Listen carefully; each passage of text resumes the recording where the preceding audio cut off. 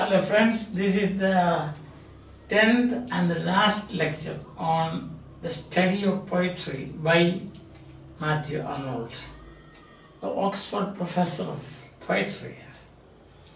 Now you can see towards the end of the 18th century, we saw two great men, that is Pope and Dryden. Both of them are not classics in poetry, but they are classics in prose, we have seen.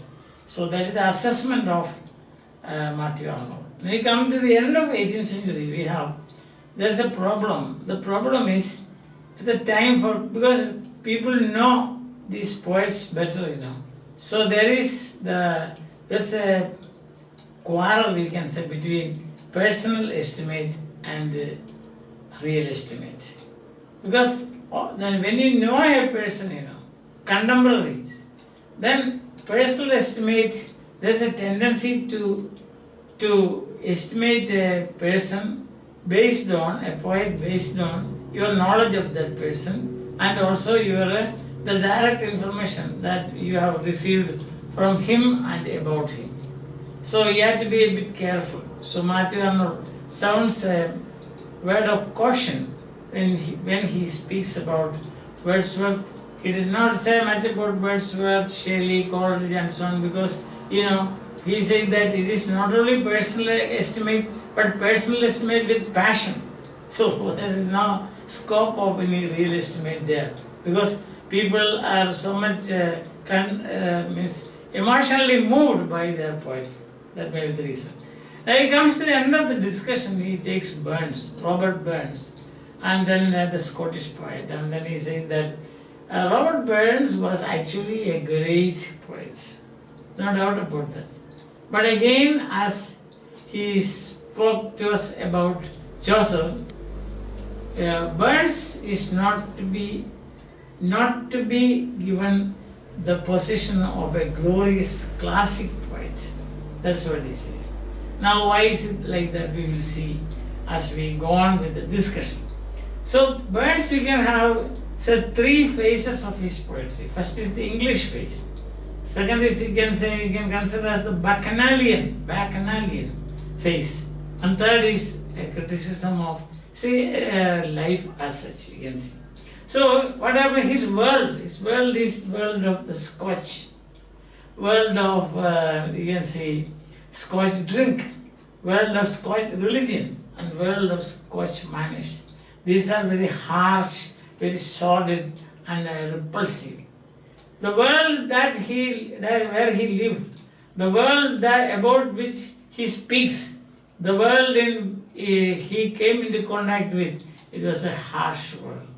Says his English phase of writing, you can say, he himself says, it is gravel to me, it gravels me to death, he says. And then his ideas are barren. In English phase, he himself says that it is not good. The ideas are bad. Then comes his world, as I have already seen, his criticism of life. And the funny thing about this great poet is that although he is talking about, he is criticizing or interpreting his world, the world of Scotch drink, the world of Scotch religion, the world of Scotch manners, his poetry triumphs and delights us. His poetry becomes, in his hands, the poetry is, or the poetic presentation comes out victorious, triumphant, and also it delights us. His poetry is Bacchanalian, and because people say that it is convivial, genuine, and delightful, but not the accent of sincerity. So you will find delightful descriptions. You will find genuine emotions expressed. But the thing is that there is no sincerity, he says. But his famous song, for example, for a that and a that. For that is his famous song. For a that and a that. So that is his famous song. For a that and That he says, that is his poem, where he asserts the independence, equality, dignity of humans. We find his grand, genuine touches. So the topic is important for him. When he asserts the independence, the equality, the dignity, you see, independence of the human spirit, independence, 1, 2, equality, independence, equality and freedom. Independence, then you will find in poems like this the genuine touches of a grand master. It's a masterpiece. The criticism of life, its application of ideas in life, etc., you will find superb.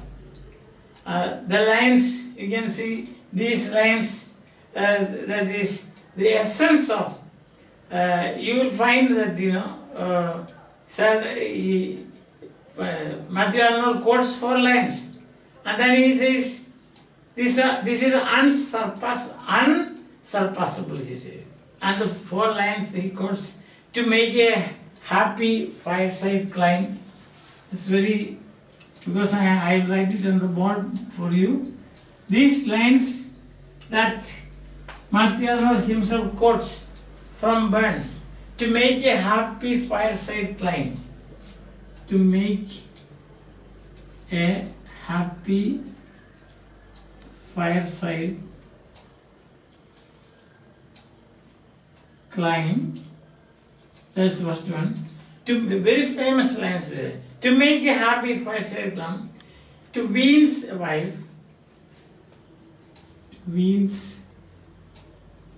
wife, and then he continues, that's the true pathos and sublime. That is the true pathos and sublime. Sublime of human life. Human life. Of human life. Now these lines, Matthew Arnold himself quotes in his essay. He says that there is criticism of life. There is application of ideas in life. And these lines, the theme is the quintessence of the Socratic teachings. The quintessence, the juice, J-U-I-C, not J-E-W-S, the juice of Socrates' teaching according to Xenophon. So you can see now that the view of life, see that the criticism of life, the ideas that he has dealt with here. But at the same time, Matthew Arnold says, not so supreme poetical success. Even such lines, writing such lines, does not confer supreme poetical success to Robert Burns. Understand that? And he compares, his touchstone method comes in here. He quotes from Paradiso. Dante's Paradiso. En la sua volantode. En la sua, I write it here, en la sua volantode en la sua volantode nostra pace. Nostra pace. Now many other words you know, I suppose. So he says, compare this with this. This is the supreme, as you can say, the superb poetic lines of Robert Burns. But he says it's not yet classic. And then he compares it with Dante's Paradiso. He says the line, en la sua volantode e nostra pace. So we can see pace means peace. Pax Romana, you have heard of that. Pax Romana. So it is that. Pace means peace. Pace, that is peace. Now what is it? Ella sua. Sua means his. His sua means his. His volantore. Voluntary will. Voluntary. If you do something willingly, it is voluntary. Listen. Benevolent, good will. Malevolent, bad will. From this Italian, no? So this volantore means his will. Volantore means will. Volantore means will. So, in his will, that is me, in his will, God's will, is nostra. Nostra means our. Nostra means our. Nostra. Our peace. So he says that it comes nowhere near this line. These lines, this criticism of life, ideas are there, but these do not come anywhere near this single line of taken from Paradiso, written by Dante. We ourselves can feel it, no? That in his will is our peace. Sincere and serious. Very sincere and very serious. High poetic seriousness is there. But here, you find although these good ideas are here, it's commonplace. So that is the difference between a classic and the other, or a non-classic, we can say. So you can see the difference between a classic and a non-classic. Listen. En la sua, volantore, and in his mind, in his will, is a nostra pace, is our will, is our peace. So these lines, both these are quoted by Matthew Arnold in his essay. So one you find criticism of life and also ideas, but the other one is so deep. It comes from the depth of his head. Burns is preaching, he says. Burns is preaching. What is wonderful about preaching? You can preach and you need not practice. That is preaching. So Burns is preaching, not speaking from the depth of his heart. No authority. In Greek we say ex ousia. Ex ousia means from being. If you speak something from your being, means you practice as well as you preach. You have the moral right to practice what you preach. That's what Mahatma Gandhiji became Mahatma because of that. Understand that? You know the story of a mother and a son is too common, so I need not tell you, but I will just suggest. A mother took a boy to Mahatma Gandhiji and said, please advise him, he is eating too much sugar, shakkar. Shakkar in Hindi there. So Gandhiji said that you go and come back after 2 weeks. And 2 weeks he came, the mother and the child came back, and then Gandhiji told him, my dear child, don't eat shakkar too much. Then the mother asked, why couldn't you say this 2 weeks ago when we came here? Then Gandhiji said, I used to eat too much shakkar or sugar, so then how can I advise you? That is sincerity. That is depth, and that is classic. Even that story, although you know it, I am sorry to bore you by telling the story again and again, but you see the classic, that is from authority, from being himself. So here what you are preaching. Burns is only preaching. That's the thing. Not speaking from his depth. See that? So we can say There is virtue of matter and man, like Chaucer. Chaucer also has got this virtue.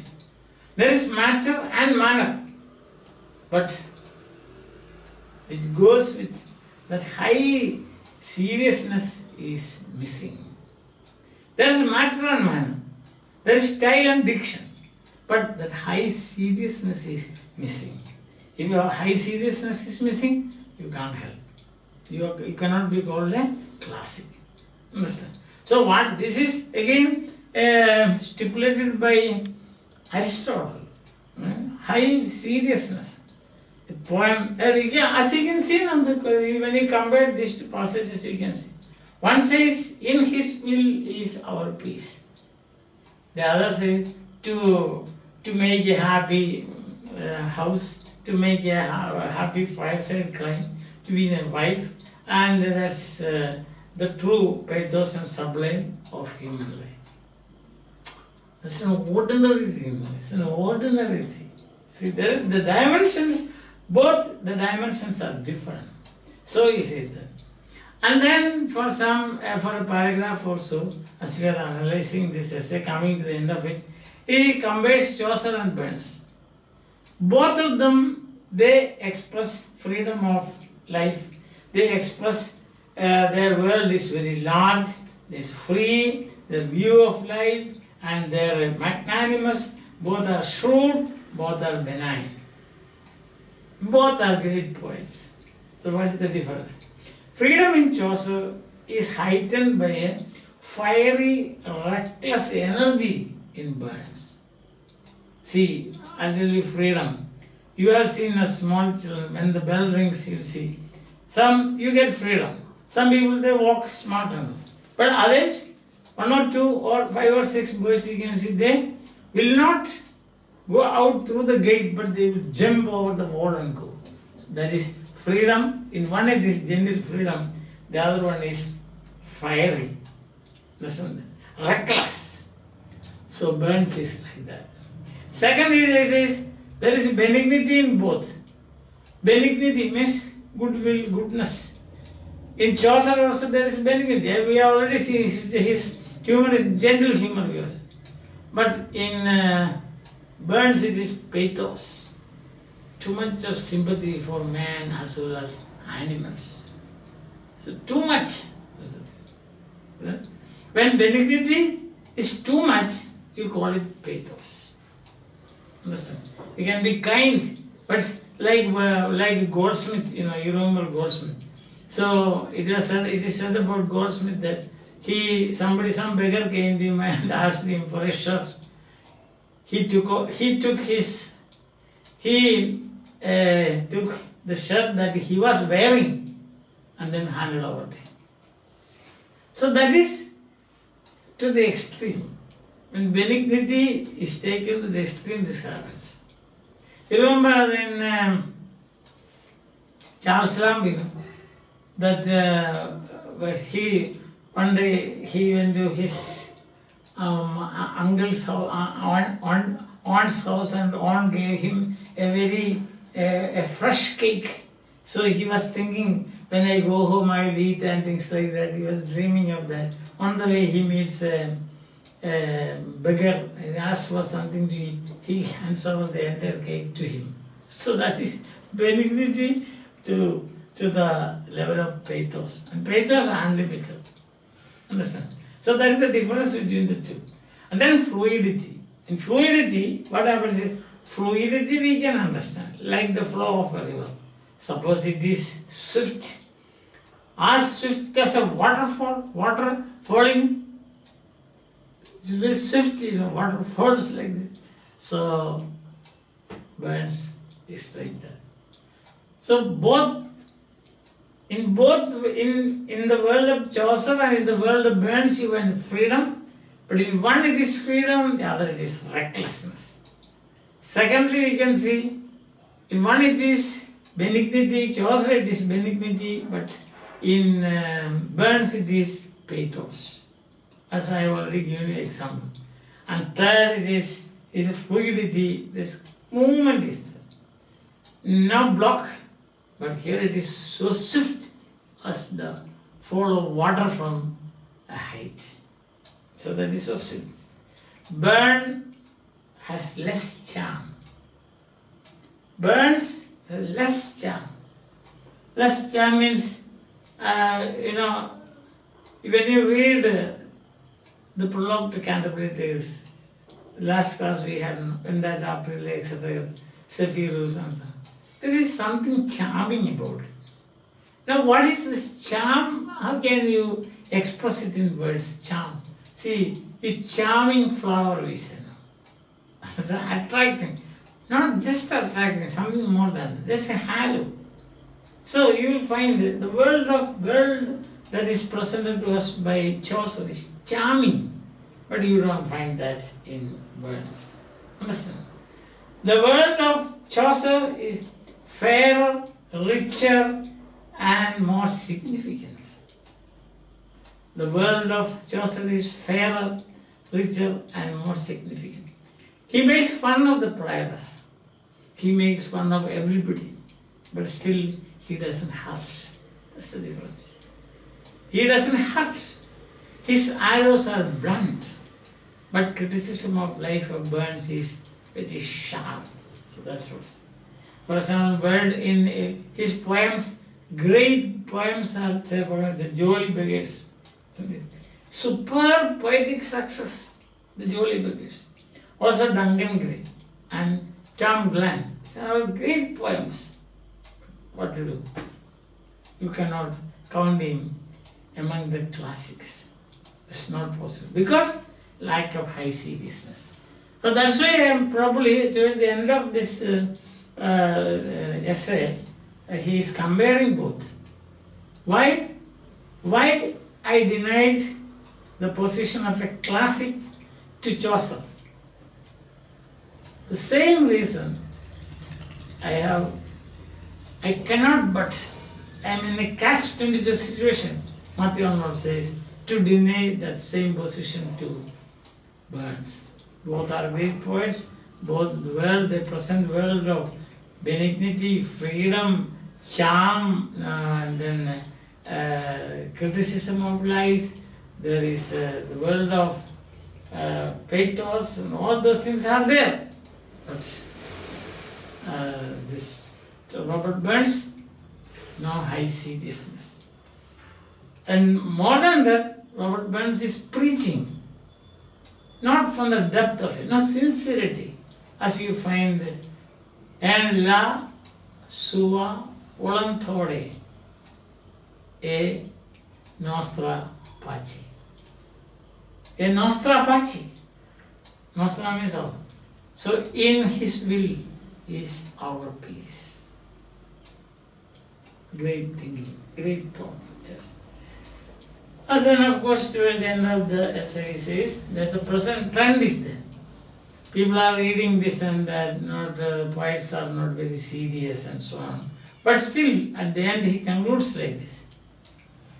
I have given you a method to assess, to make the real estimate. And that method is the touchstone method. The touchstone poets are Homer, Danby, Shakespeare and Milton. So whenever you are in doubt, compare the lines, just now as we did, the lines of these poets with the lines available to you. Then you will see why. And then he says, as long as there is a human instinct of self-preservation, people will definitely read classics. So in other words, it is a sine qua non for living. Sine qua non, you must have come across this phrase, sine qua non. So without which we cannot exist, that's the meaning. Without which you cannot exist. If human life has to survive on this planet, what should you do? You should have, if you have the self-preservation instinct, you will definitely read great classics, without which you cannot. I will give you just one example. I will give you how this great classics console you. See, think about, sometimes it happens, some people think that life here in this world is the most important thing, so you should fight for it, you should give, say, enter into litigation for getting your position. Sometimes what happens, you get a seniority, professorship, as far as teachers are concerned, or then property and so on, you will find like that. But when you read those lines from those Shakespeare's lines, life is a tale told by an idiot, full of sound and fury, signifying nothing. Suddenly what happens? There is a U-turn sometimes in the life of many people I have seen. So that is self-preservation instinct. You can destroy yourself by this greed. Greed for position, greed for money, greed for property, greed for pleasure, greed for what more you want to greed? Greed many things. That's degrees, and greed for marks, greed for grades, and all those things. But when you read these lines, after all, what is it? Or when you read the Surdas Ke Dohe, Kabir Das Ke Dohe, spirituality, it is soaked in spirituality. So then you will have a totally different view of life. These dohes, no, need not say S there, dohe. These are great works, classics. So if humans have got the instinct for self-preservation, definitely they will depend on these great poets, they will read these classics. With this, Matthew Arnold comes to the end of this great essay. Actually, it is a wonderful essay. No? It begins with the estimate, real estimate, historical estimate, personal estimate, then lapses that can be made. Then there is a very beautiful, a short but sweet history of English poetry, right from the French romances, French romantic poetry, up to Robert Burns. Of course, after that, they are contemporaries and so on. And Matthew Arnold, by the time, how can Matthew Arnold assess the poems of those poets who came later? It's not possible. So we will forget about such things. So whatever he has done, it is a wonderful work, marvelous. I would suggest that you must read the original text. Don't be satisfied with my duplicate lectures. Understand that? But if it is useful to you, if these lectures are useful to you, subscribe so that you get updates. There are more lectures. There are more things in heaven and that Horatio. There are more lectures. You will find my lectures. You will find history of language, history of writing. Then you have got criticism from Aristotle onwards up to Matthew Arnold. And then you have got linguistics, that is grammar. Then what is the grammar? You have got grammar, the IC analysis, traditional grammar, IC analysis, phrase structured grammar, transformational, generative grammar. Then you have phonology, morphology, syntax. And then you have got cultural studies, about 10, 15, or 12 others. You have got postcolonial writers, Spivak and so on. So a lot of things are there. If you have got time, if you think that these are beneficial to you, you must, instead of writing as, instead of languages. So you are invited to, you are welcome to view this like this on YouTube, absolutely free of course. I am playing on a total and absolute free platform, so anybody can get it. So I welcome you to come to this free platform. If it is useful to you, subscribe to my channel. Bye, have a nice time. We will again meet you. I will again come and stand before you with some other topic, okay? Now I cannot tell you because see, I have to read and find out what is the next important thing. Otherwise, I should get suggestions from students. Most of the time I get suggestions from the students, and that's how I'm taking this. Okay, bye. Have a nice day.